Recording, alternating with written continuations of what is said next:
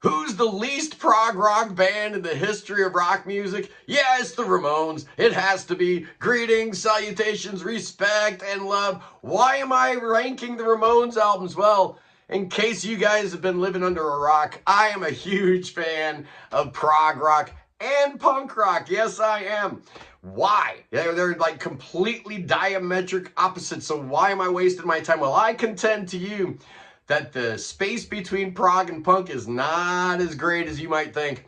I've always felt like prog was just kind of silly and complex, and punk was just kind of silly and simple. So yeah, I don't see a big difference there. They've got 14 albums. I've got 11 of them. So we're going to rank them from, worst to first, like we always do. Let me just show you my Ramones collection here. Before we get started, oh yeah, here we go. Okay, yeah. You got the first one, the classic Ramones album, 1976. They followed it up in 77 with Leave Home. Fantastic. Then Rocket to Russia that same year. 1978, their fourth album with the new drummer, though. Road to Ruin. Their fifth album. Yeah, End of the Century. It took me forever to find a good copy of that one. Man, all the copies I was finding were all banged up. Yeah, Pleasant Dreams.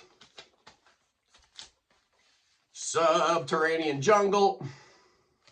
Okay, and then we get another drummer change for Too Tough to Die. Yeah, got Richie now in the band.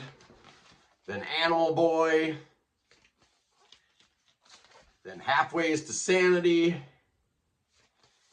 And then Marky comes back for Brain Drain. And these last few ones I got via one of my great subscribers, Carl. Thank you so much. He sent me the Sire box set, which included this right here. Little odds and ends type of thing. Oh, yeah.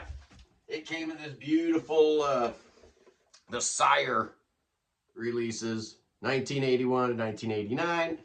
Very, very cool package. So thank you for that. That's really awesome. But we're going to be ranking these suckers, man. The Ramones, yeah, who are they? You know who they are. Everybody knows who the Ramones are. But what's funny is, like, obviously not their real names, and nobody really cares what their real names are. They're going to be forever Joey, Johnny, Dee Dee, Tommy, Ramone. Yeah, they're born, yeah, their birth names don't really matter. They were formed in Forest Hills, Queens in 1974. And, they started gigging around. They ended up doing quite a few shows at CBGB, where Lisa Robinson, who was editor of the Hit Parader magazine, went and saw their shows, contacted some people. Eventually, she got a hold of Seymour Stein, who was the head of A&R over at Sire. And the rest, as they say, is history. Oh, yes, indeed. So how am I going to rank them? Well, at number 14, it's their last album, Adios Amigos, from 1995. Yeah, this band sounded tired. They sounded exhausted. Joey's voice completely shot by this point, so much so that Dee Dee's replacement, CJ, sings 4 songs on this album. And the only one that I think is like a really great, great song on this album is the Tom Waits cover, I Don't Want to Grow Up, which seems fitting. The Ramones were always good about doing covers. Like, a lot of their albums had cover songs. So at the number 13 position, why not an album that is a covers album? It's called Acid Eaters from 1993, their penultimate album. And this is a weird collection of, like, late 60s, early 70s songs. You got Ted Nugent, you got Love, you got The Seeds, you got CCR, The Stones, Jefferson Airplane, The Byrds. It's a weird, eclectic collection of stuff. Not all of it works, but some of it is really, really good. Actually, that Love track is really, really good. But it's a covers album, so hard to get real excited about it. The album cover is kind of cool, though.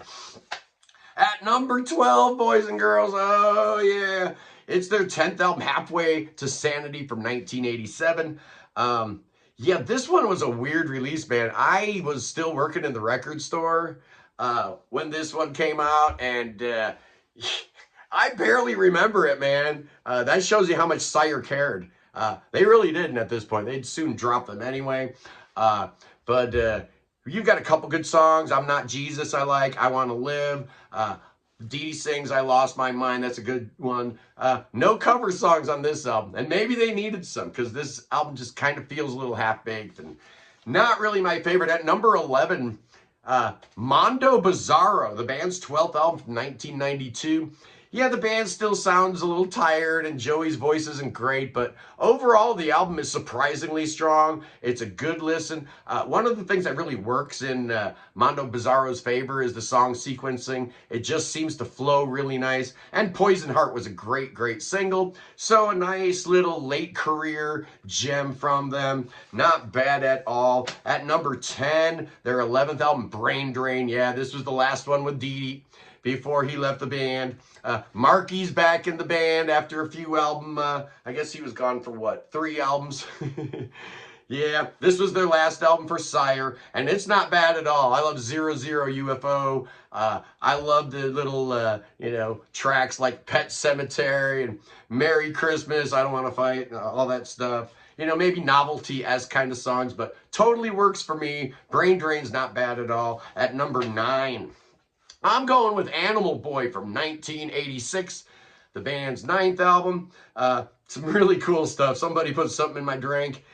Maybe their last great song, which is Bonzo Goes to Bitburg, but I guess they changed the name of the song on the album. I can't even remember what it's called. Something to Believe In, real nice track that ends the album, written by Dee Dee and Jean Beauvoir from the Plasmatics, which is really cool. Dee Dee sings 2 songs on here, Love Kills, Eats That Rat. Most of these songs are good, but there's one song on this album I just don't like at all. Creamy Stuff. Yeah, that one's a skip. At number 8, from 1983, the band's 7th album is Subterranean Jungle, and this was supposed to be their return to form album, right after a couple of, more pop-centered albums. This was the album where we first get Dee Dee singing live, a lead vocal spin on Time Bomb. A lot of weird stuff going on in the band at this time because Joey and Marky were both addicted to alcohol. Dee Dee was addicted to heroin. So yeah, it was a rough time in the band. So Johnny was really the driving force here. And there's some great stuff on here. Psychotherapy is an amazing song. The cover of Time Has Come Today, fantastic. And every time I eat vegetables, I think of you. I love it. I don't care, man. Fun album. It's fantastic. At number 7, an album that's even better, their 8th album from 1984. It's Too Tough to Die. Oh yeah, this was the first one with Richie and the best one with Richie. These songs are good, man. And what's weird is you've got some longer tracks on here, like Chasing the Nights, 4.5 minutes long. Howling at the Moon, 4:06. Daytime Dilemma, 4:30. What are they doing? This is almost like Prague song lengths. It's crazy. Dee Dee sings 2 songs on here, Endless Vacation and Warthog. They're good. But yeah, you could tell Joey's voice was starting to go, so he didn't mind sharing the vocal duties a little bit. At number 6. Oh, this one might get me in some trouble. This one might be a little too low, but I don't care. At number 6, I'm going with the band's 4th album, Road to Ruin from 1978. Yeah, this is the first one with Marky in the band. Tommy, I guess, was just, tired of not making any money. And, the band really, they never got super, successful commercially. Critically, yeah, people loved them. But, commercially, these guys couldn't sell an album to sell their souls. But man, there's some good tracks on here. I Just Want Something to Do, of course, Needles and Pins, great cover track. I'm Against It, I love that song. She's the One, and of course, I Want to Be Sedated's on here. So everybody knows that song, but the album's really, really good. But at number 5, oh yeah, I got a couple controversial picks in my top 5. Absolutely, I do. At number 5, it's the band's 6th album from 1981, Pleasant Dreams. I didn't think it would be ranked this high. I really didn't think I'd have it at number 5. First of all, there's no cover songs on here. Their first album without a cover song. But man, I like every song on this album, man. We Want the Airwaves, All Quiet on the Eastern Front. You Sound Like You're Sick, 7-Eleven Sitting in My Room, She's a Sensation, and of course, the mighty, the KKK Took My Baby Away, a song about Johnny stealing Joey's girlfriend, and, Joey's a liberal and Johnny's a conservative, so this was Joey's dig at Johnny.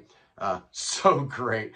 Produced by Graham Goldman of 10cc, and I guess he really helped them with some of the chord changes, little things like, hey, why don't you go to a minor chord there? That kind of thing, I guess, really helped with the songwriting. Just amazing. Yeah, I am still a little sick with the COVID, but, you know, the show must go on, boys and girls. At number 4, I'm going with the band's sophomore album, Leave Home, from 1977. Oh, man, it's so good. Glad to see you go, go, go, go, goodbye. Gimme, gimme, shock treatment, carbona, not glue. I don't want to be a pinhead no more. I just met a nurse that I could go for. You're going to kill that girl? Come on, man. What do you mean you don't like the Ramones? You don't know what you're missing. You absolutely do not. At number 3, oh yeah, it's the band's third album, Rocket to Russia, from 1977. Oh, this one's amazing. So many great songs on here. Some people's favorite Ramones album, and I totally get it. Rockaway Beach, Sheena's a punk rocker. We're a happy family, we're a happy family, we're a happy family. Come on, man. Teenage Lobotomy, Ramona, the Surfing Bird cover. Yeah, Rocket to Russia, fantastic. Even though the album cover kind of looks like the debut, but whatever. At number 2, speaking of the debut, yeah, it is their ginormous debut from 1976. Man, I remember walking into the record store back in 1976, and the dude's like, you're not going to like that, because I took the record to the counter, and I'm like, who are these guys? You know, I see the leather jackets and the ripped jeans, and I flip it over, and I see all the songs are under 2 minutes.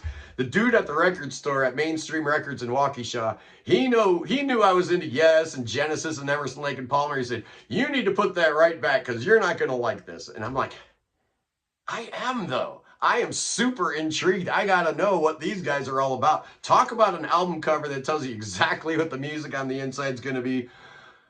They recorded this album in 7 days for like $6,000. That iconic photo cost the label $100 to do. Blitzkrieg Bop, come on, man. Beat on the Brat.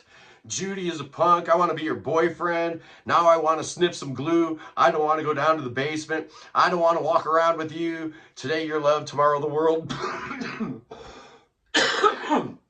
Getting all choked up thinking about the Ramones today. That debut album is spectacular. So why do I not have it at number 1? Because I have a personal favorite. Yes, I do.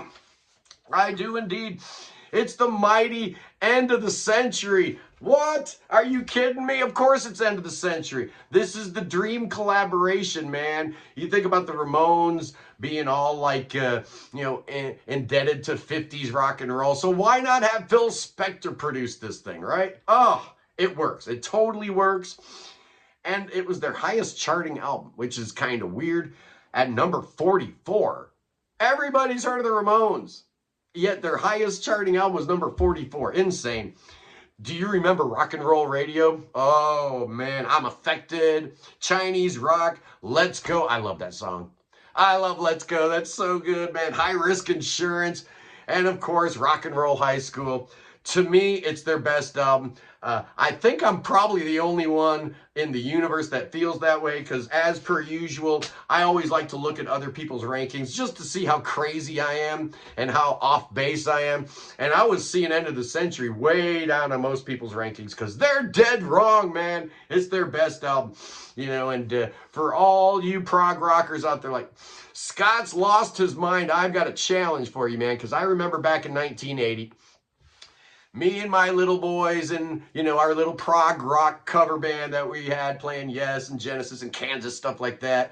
We had our little sound rehearsal space, and right across the way, Antler Joe and the Accidents were rehearsing too. And we'd be like playing all these, magnum opus by Kansas and stuff. And they're playing I Want to Be Sedated. And, my guys in my band used to like laugh at them. They're like, listen to that. It's only 4 chords, man. That's terrible. So I challenged my band, and I'm going to challenge you guys now. Try to play a Ramones song and make it sound good, right? It's almost as hard to make an easy song sound good as it is to make a hard song sound good. Because if something's super complicated, if you got all the notes, oh, he did it, he nailed it. But if something's like just 4 chords, everything's got to be just right, and that guitar sound that the Ramones get, just absolutely insane, man. Nobody sounded like the Ramones. And that all came from their energy and their vision. Had nothing to do with, you know, oh, that guy went to Juilliard. I don't care. Is the music any good or not? Anyway, boys and girls, I love the Ramones, and I had to do that. Thank you, Carl, for sending me that beautiful box set of the Sire Years. Unreal. Unreal. Absolutely. I guess I do need to get those last 3. I've got 11 out of the 14, but I didn't want to wait. I wanted to do this now. Anyway, as you can tell, I'm not 100% yet, but I'm doing all right now. This Sunday, boys and girls, oh, I got Green Carnation in the house. Oh, man. They got a brand new album out called The Dark Poem, Shores of Melancholia, and this is part 1 of a trilogy, so I'm really excited. Very, very cool stuff. I'll see you Sunday, boys and girls. Peace in the Middle East. Free Tibet, free Ukraine, free your mind, free beer, free Willie, and God save the king. Save that king. Oh, I'm hearing stories that he's still not doing so good. That cancer's coming back. Oh, yeah, it is. So bring that boy to America. Oh, yes, indeed. We'll listen to some Ramones and we'll dance with some snakes. Oh, yeah. Oh, we're going to dance with them snakes with King Chucky. Oh, yeah. King Chucky loves the snakes and he loves the Ramones. I love you guys. I'll see you. Peace.